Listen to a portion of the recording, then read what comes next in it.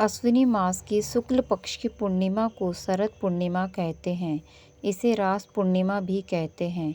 ज्योतिष की मान्यता है कि पूरे वर्ष में अश्विनी मास की पूर्णिमा का चंद्रमा 16 कलाओं का होता है। कहते हैं कि इस दिन चंद्रमा अमृत की वर्षा करता है।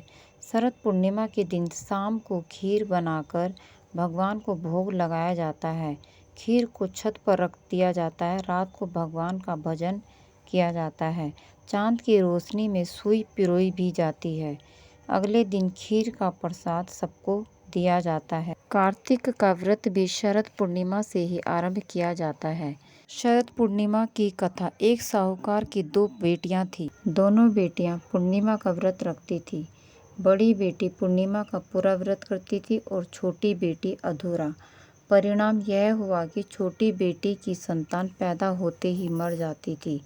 उसने पंडितों से इसका कारण पूछा तो उन्होंने उसे बताया कि तुम पूर्णिमा का अधूरा व्रत करती हो, जिसके कारण तुम्हारी संतान पैदा होते ही मर जाती है।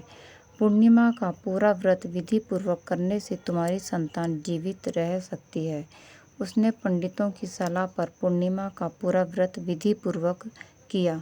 उसके लड़का हुआ, परंतु शीघ्र ही मर गया।